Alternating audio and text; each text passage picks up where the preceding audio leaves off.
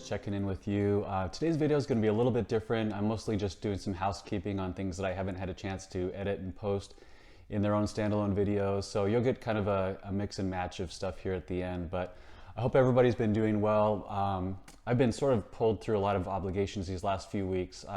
Some of you know that my day job is in the hospital industry, so given the situation that we're in from a healthcare perspective, I've been pretty busy with that. I also do a couple side gigs that I don't think I've shared with my channel before. I do some freelance journalism for a site called classiccars.com, and I'll put a link in the description below to one of my articles. But basically, every Thursday you can check on that site and I'll have a pick of the day where I've selected from about 35,000 vehicles listed on that site's classifieds on Classic Cars, and I'll do a little write-up on it about why it's my pick for the week. And then in addition to that, I've started working a little bit with that Auto Hunter auction website. So more to come on that. I might actually have a vehicle or two coming up for grabs on Auto Hunter, so stay tuned. Aside from that, just trying to stay busy. I did have a reason for sharing this video with you today. I'm excited to show you guys some new camera gear that I picked up, and in just a second I'll show you why.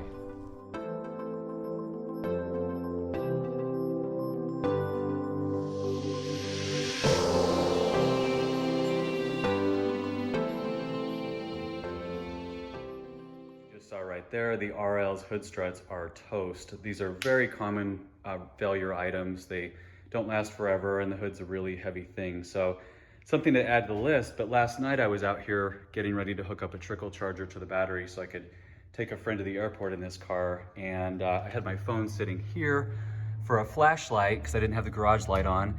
And guess what? You can see what happened next. The hood came down on my phone, and I'm lucky I didn't reach out my fingers to try and grab the phone because it wouldn't have gone well. But anyway, the screen's still working, but the camera was completely messed up. So I decided today to go get myself an upgrade to an iPhone 12, which is what I'm filming this with. I actually already love my new camera, or phone rather, even though I mostly use it as a camera. And I hope you all can enjoy some improved quality from the videos as well. So while we're talking about electronics, I thought this would be a fun walk down memory lane for some of you, just like it was for me. Check out all my old phones, well, some of them anyway. I even have my original phone. This was 2003, my Sprint Samsung N400. I loved this thing. Talk about simplicity. And then things just evolved from there. This was really beat up. I guess I'm kind of hard on phones. The hinge isn't even functioning there. The old LG NV3, you guys remember this one? It has a keyboard inside. Text all day long on that thing. I kind of love this slim LG. This was a stainless steel flip that I just liked how you could throw it in your pocket and it was just not much to it. I mean, compare that to a modern day iPhone. This is the one, of course, that just bit the dust. I had a few iPhones prior to that, but I always traded them in. This is the only one that I've kept. I'm gonna go ahead and swap the screen on it and see what happens.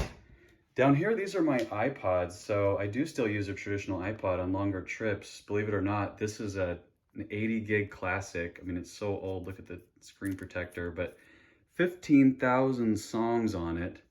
Still works like a champ. Turn that baby off. This is a newer iPod, but still very old. And I know it's old because I went in here to the photos, and the last screenshot in here is a birthday reminder from my 30th birthday. That was 10 years ago. I'll be 40 this year, so definitely had that for a while.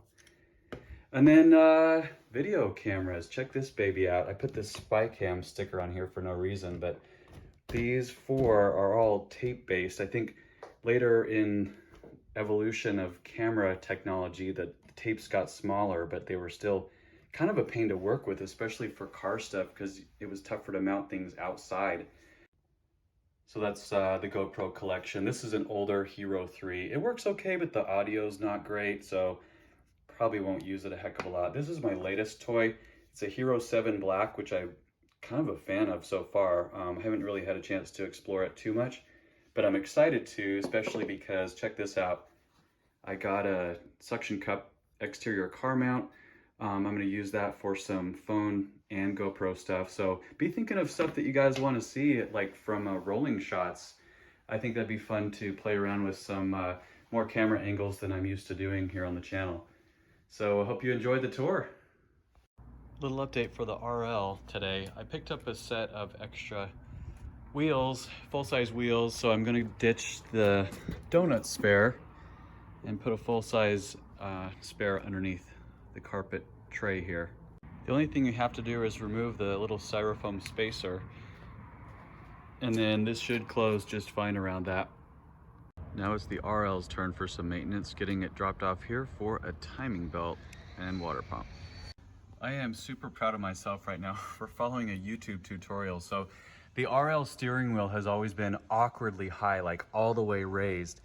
And I found a guy online, the steering column itself is like $3 to replace, but there's broken gears in here.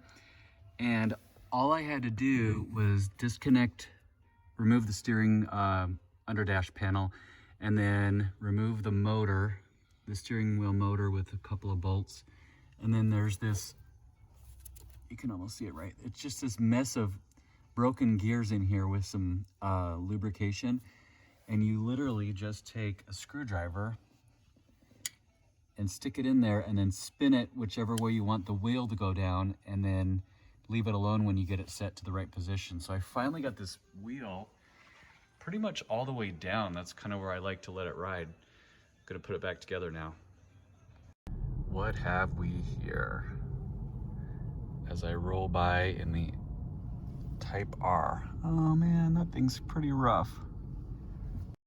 Much needed TL update here. This handle has had the plastic, AKA chrome, ripped off it for a while. I got a new one off eBay, so we're just doing a quick door panel removal and reinstall to get this thing installed. Let's see how I did. Bingo. Been a little while since I had this one out. I'm over in the west side of town today. So I have a special SLX Need today. This thing decided to blow a hole in the muffler. You can hear how loud it is when I start it up. And I'll show you.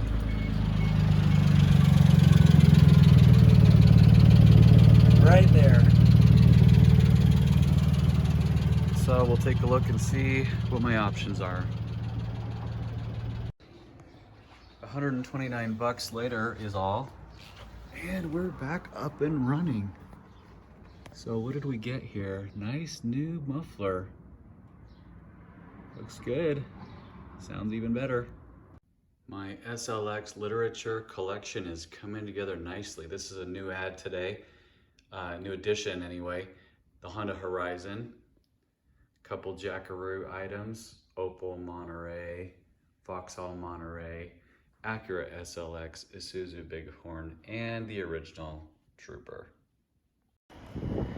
Somebody out there in YouTube land asked for an update on my model cars, so here we are on the rooftop, Friday, January 29th, 2021, getting the latest and greatest on these 1/18 scale die-cast cars. They've been on my rooftop for over 10 or 11 years now. I moved them from my previous house to this one, and the Phoenix weather has not been very friendly to them. So there you go. Not much left of them. We had a pretty good rainstorm here a couple days ago. I knew these things were getting slammed pretty good. Somehow that Thunderbird still has paint on it.